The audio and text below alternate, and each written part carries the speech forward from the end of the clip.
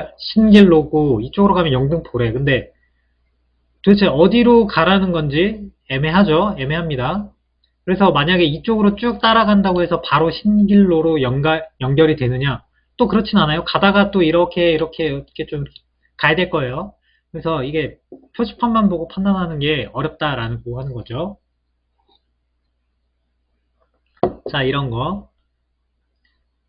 사당으로 가려면 갈아탈 때 이렇게 가라고 되어 있습니다. 이렇게 가라고 하는 게 어떤 표시인지 여러분들 압니까? 서울에 자주 가보면 느끼는 선생님도 서울에 출장을 지금은 잘 안 가는데 예전에 많이 갈 때는 이 표지만 보고 처음에는 이해를 못했어요. 이게 어떤 의미냐면 강남 방향으로 가고 싶은 사람은 이 계단으로 올라가란 얘기고 사당 방향으로 가고 싶은 사람은 올라가지 말고 이쪽으로 가면은 저 뒤에 계단이 다시 나옵니다. 저 뒤에 두 번째 계단이 있는데 그 계단으로 올라가야 사당 방향이라는 거예요. 일로 가면 강남, 이쪽으로 뒤로 돌아서 가야 사당이라는 얘기인데 처음엔 이걸 이해 못하고 무슨 표시인지 어쨌거나 올라가라는 표시구나 라고 생각하고 올라갔어. 연결돼 있을 줄 알고 올라갔더니 아니더라고. 이렇게 혼란스럽게 만들 수 있는 표지판도 굉장히 많다라고 하는 거죠. 그래서 여기 나오는 길찾기 정보와 인식적 정보에 대해서 여러분들 한번 읽어보시고 어떤 내용이 있는지 우리가 왜 이런 길찾기를 할 때 어떤 정보들을 얻을 수 있으며 그게 어떤 문제점이 있고 어떤 특징이 있는지에 대해서 한번 확인을 해보라는 이야기입니다. 넘어가서 길찾기는 환경정보, 그 다음 결정, 실행 이렇게 세 가지 단위로 구성이 되어 있다라고 설명을 하고 있고요. 첫 번째 환경정보를 보면 환경정보는 대상의 내용, 위치, 시간적 요소로 구성이 된다라고 설명을 하고 있습니다.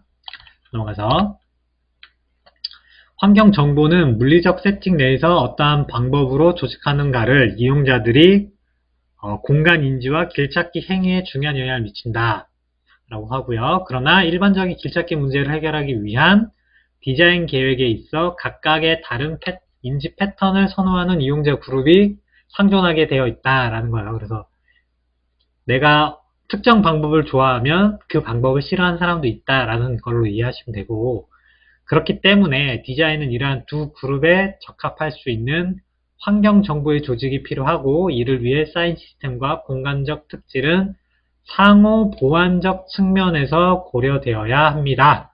라고 설명을 합니다.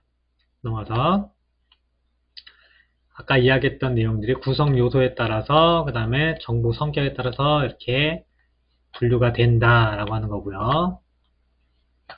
목적지로 가기 위한 결정일 때 첫 번째, 두 번째, 세 번째 목적지가 있으면 방향을 어떻게 해야 되고 방향을 따라가기 위해서는 어떻게 해야 되고 그 다음에 세부적 실행 계획은 어떻고 단서는 뭐고 자신의 위치는 지금 현재 어디고 이런 것들이 이제 그때그때 결정이 되어야 내가 목적지까지 갈 수 있다라는 그런 이야기입니다. 그래서 결정 단계에서는 어떻게 되느냐 이제 부여된 목적지에 도착하기 위한 결정과 그러한 결정을 세부적으로 실행하기 위한 결정으로 구성되어 전체적인 결정 과정은 위계적으로 조직이 된다. 아까 다이어그램과 같은 식으로 나오고요. 본래의 복잡한 임무는 세부적 임무들에 의해 구성되기 때문에 각각의 세부적 임무는 경로 탐색을 저해하는 요소를 규명함으로써 용이한 문제로 유도되고 그것에 적절한 해결책을 제시하게 됩니다. 이러한 결정 계획의 수립 과정은 문제가 지니는 예측 불가능성 때문에 항상 지속적으로 변화하는 과정이라고 볼 수 있다라고 설명을 하고 있어요.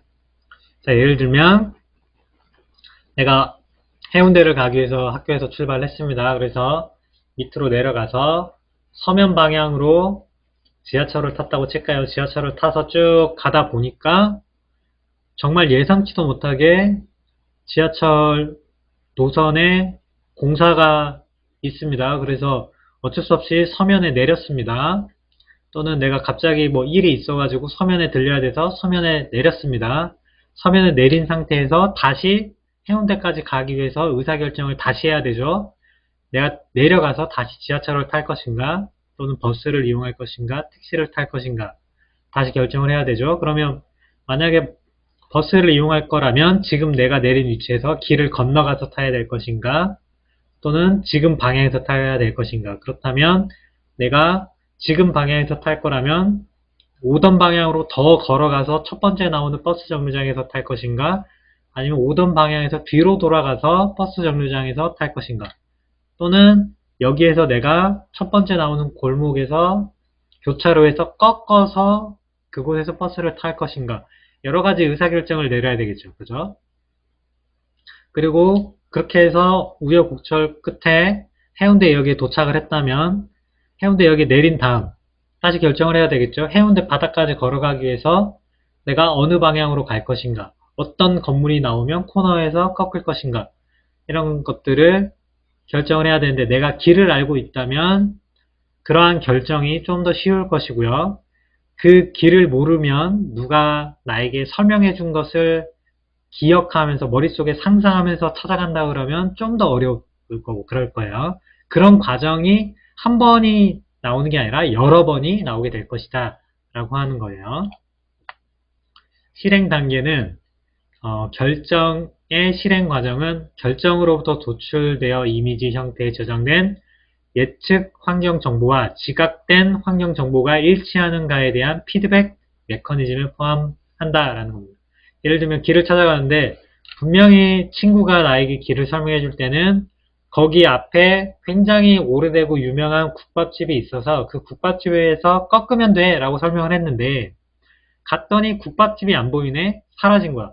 그 국밥집가 이전을 했어요. 다른 곳으로. 그래서 그 지역이 원래 있던 자리에 뭐 화장품 가게가 생겼어. 그러면 내가 원래 알고 있던 정보가 달라졌죠? 그러면 정보가 일치하지 않습니다.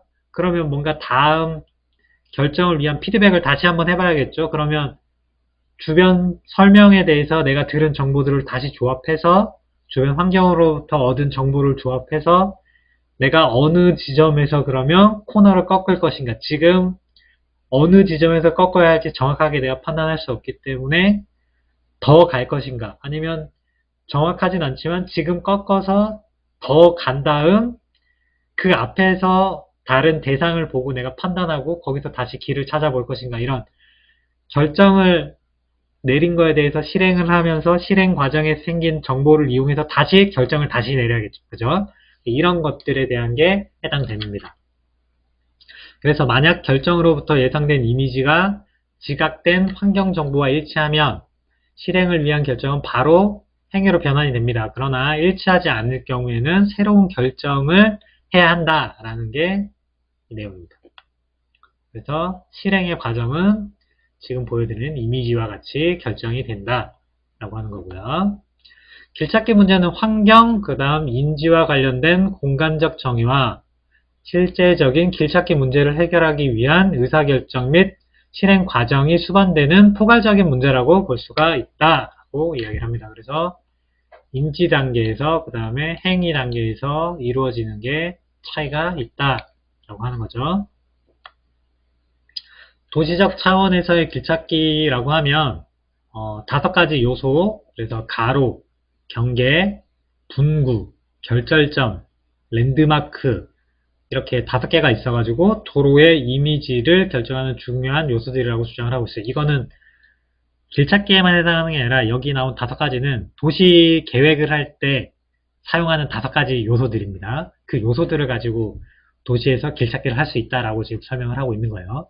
그래서 가로라고 하는 것은 관찰자가 일상적으로 또는 우연히 지나갈 가능성이 있는 길줄기를 뜻한다라고 하는데 뭐 쉽게 얘기하면 그냥 길이라고 보면 돼요. 사람이 갈 수 있는 길, 배가 갈 수 있는 길, 차가 갈 수 있는 길 어쨌거나 지나다니라고 만든 길들은 전부 다 가로야. 그 가로가 뭐 주변에 상가가 있든 상가가 없든 숲속을 통과하든 상관없어. 그냥 길이 나 있으면 그거는 다 가로야. 그렇게 이해하시면 돼요. 경계라고 하는 거는 길이라고 하는 용도로 사용되지 않거나 고려되지 않는 것들인데 예를 들면 경계, 영역을 의미한다고 보시면 돼요. 영역. 그래서 하나의 영역을 다른 영역과 구분하는 장벽 또는 두 영역을 상호 관련시켜 결부시키는 이음이 있을 수 있어요. 그래서 분리시키는 용도로 쓰거나 아니면 이거 2개를 연결시키는 용도로 쓸 수 있는데 어쨌거나 공간과 공간으로서 영역이 구별되는 것은 전부 다 우리가 경계라고 설명을 해요. 자, 예를 들면 지금 보면 여기 건축물이 있고요. 그 다음에 공원이 있으면 이거 2개가 이렇게 따로 분리가 되어 있으니까 지금 하나의 경계가 여기 이렇게 생겼습니다. 이 두 개를 구분하는 경계가 생겼어요. 그때 여기에 담장을 세울 수도 있습니다. 그러면 좀 더 명확하게 경계가 나타나겠죠. 근데 이 담장이 없고, 예를 들어서 공원 안에 건축물이 이렇게 있더라도 우리는 의식적으로 건축물이 들어있는 요 지역 특정 부분을 예를 들면 주거용 건물이라고 할게요. 그럼 이 부분만큼은 주택, 건축용 부지고 그 주변이 공원이 둘러싸고 있는 녹지다라고 하는 거를 우리가 의식적으로 인지를 할 수가 있어. 꼭 반드시 저기에 뭔가 경계를 만들어주지 않더라도 우리가 의식적으로 그 경계를 나눌 수가 있는데 그렇게 나누어지는 영역들을 이야기합니다. 그 다음 이렇게 해서 뒤에 설명을 할게요. 그래서 분구라고 하는 것은 이제 비교적 큰 도시 지역을 이야기하고요. 관찰자가 그 내부에 들어갈 수도 있고 내부의 각체에 무언가 공통적으로 독자적인 특징을 가지고 있다고 인식되어진다라고 이야기하는데 분구를 결정짓는 물리적인 특징은 테마입니다. 테마가 연속되는 것이다 라고 이야기해요. 그래서 여기도 보면 예를 들면 이런 겁니다. 이 넓은 지역에 여기는 주택지역만 쭉 연결이 되어 있다. 그러면 여기는 주거지역이다. 그러니까 얘보다 더 큰 영역입니다. 얘보다 얘가 훨씬 큰 개념이에요. 이렇게 해서 얘는 주거지역이구나. 근데 여기에 나무가 심어져 있는 공원, 하천이 있고 공원이 있고 뭐 체육공원이 있고 이렇게 쭉 해가지고 여기는 녹지가 조성되어 있는 지역이구나 해서 이 전체는 약간 녹지, 예를 들면 뭐 개발 제한 구역 같은 그런 구역이구나, 산림 지역이구나 라고 하는 걸 파악하는 거고요. 그 지역을 지났더니 여기는 계속 공장들만 쭉 있네. 그럼 여기 공장지역, 공장지대구나. 그리고 또 어디를 가봤더니 여기는 높은 빌딩과 상점들만 즐비해. 그럼 여기는 상업지역이구나 라고 우리가 앞에서 말했던 그 경계라는 개념보다 훨씬 큰 의미의 영역을 알 수 있는 것을 우리가 분구라고 이야기를 합니다. 결절점이라고 하는 거는 그런 것들이 만나는 지역이라고 보시면 돼요. 그래서 거의 모든 도시 이미지에서 반드시 발견되는 것이며 그것이 가장 지배적인 요소가 되기도 하는데 뭐 내용은 비슷하게 써있는데 결절점은 만나는 곳이라고 보시면 됩니다. 예를 들어서 여기 있는 상업지역과 주거지역이 만나는 특정한 지역이 있으면 여기가 결절점이 되는 겁니다. 이거는 도로가 서로 만나도 여기가 결절점이 되는 거고요. 어떤 지역과 지역이 만나도 그 부분은 결절점이 됩니다. 그래서 결절점이라는 개념이 있고요. 그 다음 랜드마크라고 하는 것은 여기 보이는 것처럼 다른 거에 비해서 유별나게 눈에 잘 보이는 형태라고 보시면 돼요. 이거는 사실 눈에 굉장히 잘 보이는 것도 랜드마크이긴 하지만 랜드마크는 우리가 상징이라고 보통 이야기하죠. 상징성이라고 표현을 하는데 그 지역을 대표하는 대표성이라고 표현을 하기도 합니다. 그랬을 때 그 지역에 유별나게 튀는, 예를 들면 우리가 서울 하면 딱 떠오르는 게 남산 타워 또는 63빌딩 이런 대표적인 것들 있죠. 서울의 어느 지역에 있건 그게 눈에 딱 띄잖아. 그죠? 눈에 딱 보이고 우리가 인지하기 쉽고 이런 것들을 우리가 랜드마크라고 불러요. 근데 한강도 랜드마크예요. 한강은 그러면 눈에 잘 띄거나 이러는 속성은 아니죠. 바닥에 이렇게 낮게 강물이 흐르는 거기 때문에 눈에 잘 보이진 않지만 그 지역을 대표하는 대표성이 있고 상징성을 가져요. 그 한강을 따라서 도시들이 발달해서 이렇게 배치가 되어 있기 때문에 내가 한강이 지금 어디 있는지만 파악을 하더라도 내가 길을 찾아가기 쉽겠죠. 이렇게 굉장히 대표성이 있고 상징성이 있는 것들을 우리가 랜드마크라고 부릅니다. 랜드마크. 그래서 이런 랜드마크들에는 빌딩이 있을 수 있고 뭐 간판, 가게, 산 이런 게 있을 수 있어요. 예를 들어서 우리 마을에는 엄청나게 큰 빌딩도 없고 뭐 엄청나게 눈에 띄는 산도 없고 강도 없고 아무것도 없어. 그런데 우리 마을을 대표하는 게 예를 들어서 스타벅스라고 해볼까요? 우리 동네에는 스타벅스가 눈에 굉장히 잘 보이는 곳에 딱 배치가 돼 있어요. 그러면 그게 엄청 유명한 브랜드이기 때문에 누구나 인지할 수 있는 건물이기 때문에 가게이기 때문에 우리가 그걸 랜드마크로 삼을 수가 있어요. 그래서 누군가에게 길을 설명하려고 한다면 우리 마을의 가장 대표적인 스타벅스를 가지고 설명을 해주는 거예요. 자, 쭉 오다 보면 스타벅스가 보여. 그러면 그 스타벅스를 지나서 뭐 한 예를 들어서 100m 지나서 거기서 좌회전을 해. 그리고 뭐 한 200m쯤 올라오면 아파트 단지가 있는데 거기가 우리 집이야.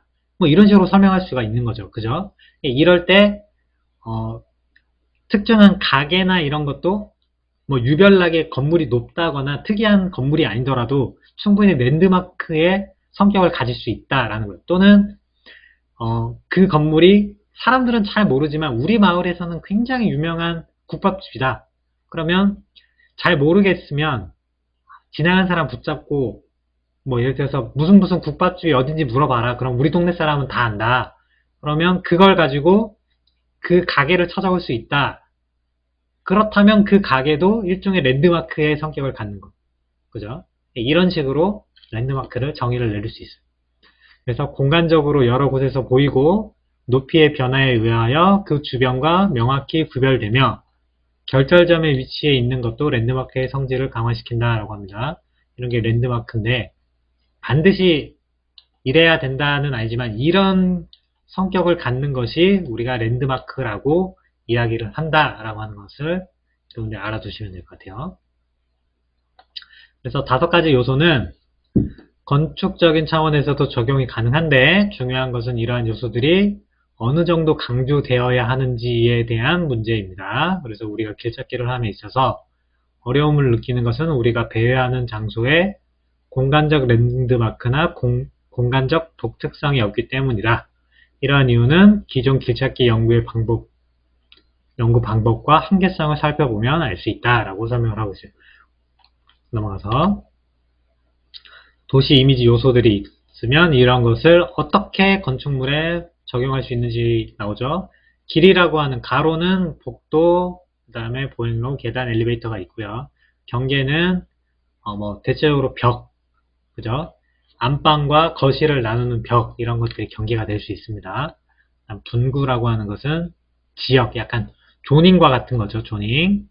결절점 같은 경우는 동선이 교차하는 지점, 홀 또는 광장 이런 것들이 있을 수 있습니다. 랜드마크는 특성 있는 가게, 술집, 정보 안내판, 조각, 경관 등 어떤 대상물이나 공간 자체를 가지고 설명을 할 수 있을 것 같아요. 보통 뭐 예를 들어 주택이라 그러면 우리 주택 안에서의 가장 상징성 있고 가장 핵심적인 공간이라고 한다면 아무래도 거실이 되겠죠. 그럼 거실이 굉장히 뭐 대저택이더라도 특정한 거실은 굉장히 다른 거실에 비해서 잘 이렇게 정돈이 돼가지고 만들어져 있다 그러면 거기가 랜드마크가 될 수 있는 거죠. 그죠? 그런 식으로 접근할 수 있어요. 자, 위에 내용은 넘어가고요. 하지만 이러한 방법론이 환경심리학적 측면에서 바람직할까 하는 것은 의문으로 남는다. 환경심리학적 차원에서 생각하면 단순히 공간 조직에서 길찾기가 용이하다는 식의 결론을 도출하기보다는 복잡한 형태의 건물이나 공간 조직에서 사람들이 어떠한 방식으로 길을 찾아가는가 하는 근본적인 문제에 대한 이해가 먼저 이루어져야 할 것으로 판단된다. 무슨 말이냐면 지금 이 앞에 나와 있는 실험에서는 여기 보면 어디 나왔죠? 여기 나오죠? 앞에 빼져먹었네요. 단순한 평면 구조를 이야기합니다. 단순한 평면 구조를 만들어줘야 길찾기가 쉽다라고 하는 결론이 나와버렸어. 근데 그것만 가지고는 뭔가 안 된다라는 거죠. 그것만 가지고는 안 되고 여기서 말하는 이제 근본적인 문제에 대해서 이해를 해야지 그냥 단순히 동선을 굉장히 심플하게 만들어가지고 단순한 형태의 평면을 만들었다고 해서 그게 좋은 건축물이 되느냐의 문제예요. 자, 다른 예를 들어보자면 아까 이야기했던 코엑스라고 하는 데를 가보면 평면 자체는 엄청 심플해요. 엄청 단순하게 만들어져 있는데 그럼에도 불구하고 그 안에 있으면 길을 헤매게 돼 있는 거는 어느 지역을 가든 특색이 부족해가지고 내가 지금 있는 곳이 어느 지점인지를 구별하기가 쉽지 않을 만큼 모든 공간이 다 비슷하게 생겼다는 게 문제였거든. 그죠? 그래서 이런 근본적인 문제를 파악해서 그걸 해결하는 방법을 제시해줘야지 무작정 그냥 단순하게만 만들면 돼 라고 생각하는 거는 잘못됐다라고 하는 겁니다. 그래서 지하 쇼핑몰을 대상으로 한 실험에서 공간 구문론이라고 하는 것을 활용을 했는데요. 여기에서 보면 공간 구조의 영향에 비해서 사인의 영향은 부수적인 것이며 길찾기가 어려운 건물은 상세한 사인 체계를 갖춘다고 해서 길찾기가 용이해지지는 않는다. 보다 본질적인 문제는 공간 구조에서 찾아야 한다라고 하는 것을 알 수 있었다라는 겁니다. 그래서 공간 구문론적인 측면에서 접근을 해보면 그렇다라고 하는 거예요. 그래서 그럼 공간 구문론이라고 하는 건 뭐냐를 이제 볼 건데, 이 공간 구문론이라고 하는 것은 런던에 있는 교수님이 만드셨는데, 건물이나 도시의 공간에 대한 이해는 개별 공간이 가진 개체적 특성보다는 공간 조직 전체로서의 경험과 공간 상호 간의 위상학적 관계성에 의해서 분석되어야 한다는 것을 전제로 하며, 이러한 관계성을 정량적으로 묘사할 수 있는 수학적 모델로서 공간 구문론이라고 하는 것을 제안했다라고 나오고 있습니다. 그래서 첫 번째, 얼마만큼 어느 정도까지 볼 수 있는가 하는 가시성.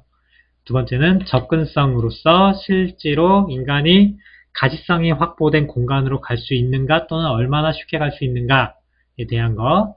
그 다음에 이러한 접근성의 용이도는 물리적인 거리보다는 방향 전환에 크게 영향을 받게 되고, 이는 공간 구문론에서 거리를 나타내며 물리적 거리의 개념과는 다른 공간의 깊이라고 정의를 한다라고 설명을 하고 있습니다.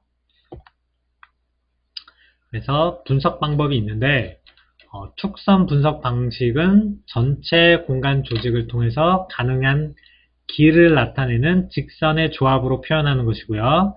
시각 연계도 분석이라고 하는 것은 공간적 환경의 시각적 분석을 수행하기 위한 프로그램을 사용해서 각 지점에서 다른 지점으로의 모든 시각적 연결성을 분석하는 것이다 라고 이야기를 합니다. 그래서 이런 두 가지 분석을 쓰는데, 이 두 가지 분석을 우리가 실제 건축물에 적용해서 무언가를 하기는 좀 어렵고요. 이거는 도시계획 측면에서 활용을 해야 되는 내용들이고, 그 안에 있는 세부적인 것들만 우리가 판단을 해서 보면 되는데, 첫 번째 연결도라고 하는 게 있습니다. 그래서 연결도는 특정 공간에 직접적으로 연결된 다른 공간들의 개수를 표현하는 거예요. 이 공간에 몇 개의 주변 공간들이 연결되는지를 판단하는 겁니다. 그래서 이게 좋다라고 하는 것은 연결성이 굉장히 좋다라고 하는 거죠. 어떻게 보면 접근성도 굉장히 좋다라고 볼 수 있는 겁니다. 다음으로 통제도라고 하는 게 있어요. 그래서 통제도는 특정 공간이 주변 공간과 연결되어 있는 정도를 말하는데, 통제도가 높다라고 하는 것은 주변 공간을 가기 위해서 반드시 거치게 되는 정도가 높다라고 하는 거예요. 예를 들면 광장 같은 공간이에요. 그래서 또는 거실 같은 공간입니다. 그래서 내가 어느 지역으로 가기 위해서는 그 지역을 거쳐야 되는 빈도수가 굉장히 많아진다라고 하면 통제도가 높아졌다라고 보는 거예요. 그 다음 통합도라고 하는 것은 특정 공간으로부터 전체 공간 조직에 포함된 다른 모든 공간으로 이동하는 데 필요한 공간 전이 단계의 합을 역으로 계산한 겁니다. 그래서 통합도가 높다라고 부르면 그 공간으로부터 다른 공간으로 이동하는데 상대적으로 적은 전이 단계가 필요하다라고 하고, 이것을 접근성이 좋다라고 우리가 이해를 합니다. 그래서 통제도라고 하는 것, 통합도라고 하는 것, 그 다음에 앞에 나와 있는 연결도라고 하는 것은 비슷한 의미를 가져요. 사실 비슷한 의미를 갖는데 이렇게 구별을 해 놓고 그 특성에 따라서 공간의 성격이 조금은 다르다라고 하는 것을 표현을 하기 위한 방식입니다. 분석 방식으로서 나온 거예요. 그럼 모든 공간에 대해서 이 세 가지를 적용해 보면 얼마나 공간이 효율적으로 잘 배치가 되어 있는지 판단할 수 있다라고 하는 의미가 되겠죠. 이거는 도시적 측면에서만 가능한 게 아니라 건축 계획, 그러니까 건물 내부에서도 충분히 이거를 분석해 볼 필요가 있어요. 그 다음 네 번째가 하나 더 있었네. 명료도. 명료도라고 하는 거는 공간 조직의 부분을 통해서 그 공간 조직 전체를 인식할 수 있는 정도. 내가 여기서 우리 건물 전체를 바라봤을 때 얼마나 이해가 되느냐, 이런 것들을 알 수 있는 겁니다. 넘어갈게요. 그렇게 해서 이용자 행동의 분석 및 예측이 가능하다라는 거죠. 이용자 행동의 분석 및 예측을 잘 해야 우리가 동선 계획을 잘 해줄 수 있고 건물이 좋아지는 거죠. 건물의 쓰임새가 좋아지는 겁니다. 근데 이러한 행동을 분석하고 예측하는 것을 우리가 그냥 상상으로 그냥 이렇게 사람들이 하지 않을까라고 해서 계획하는 게 아니라 앞에 이야기했던 명료도, 통합도, 통제도, 연결도라고 하는 개념을 여러분들이 생각하고 그거를 다이어그램화 시키고 또는 분석을 해서 평면으로 구현을 해줘야 실제로 우리가 예측한 방식대로 건물이 쓰여질 확률이 높아진다라는 겁니다. 네, 읽어보면 공간 조직의 위상학적 분석을 통해서 이용자들의 공간적 분포의 상관관계에 대한 예측이 가능하고요. 이는 특정 건물이 이용자들에 의해 사용되어지는 방식에 대한 보다 구체적인 예측이 가능하다라고 하는 것입니다. 그래서 통합도가 높은 공간에 보다 많은 이용객들이 분포하게 되며 이는 이용객들이 건물의 내부를 움직이는 과정에서 거리가 짧은 복도나 공간을 선택하기보다는 보다 통합도가 높은 공간을 선택한다는 것을 의미한다. 통합도의 평균값 또는 명료도가 높을수록 이용객들이 보다 용이하게 건물과 그 공간 조직을 이용할 수 있으며 이는 이용객들이 건물의 모든 부분을 골고루 방문하고 이용하게 될 확률이 높아진다는 것을 의미한다 라고 설명을 하고 있습니다. 그렇다면 우리가 공간을 얘기할 때 뭐 사적 공간이 있고 공적 공간이 있으면 사적 공간 같은 경우에는 통합도 부분을 떨어뜨려 버리고 그죠? 그 다음에 공적 공간은 통합도를 높여주면 이런 것들이 자연스럽게 공적 공간으로 사람들이 많이 이용하고 사적 공간으로는 사람들의 이용도가 떨어지게 되겠죠. 이런 거 자연스럽게 동선계획도 하면서 공간 조닝도 할 수 있겠죠. 그런 의미에서 이거를 우리가 분석해 볼 필요가 있다라는 거죠. 예시가 이렇게 나와 있으면 한번 살펴보시고요.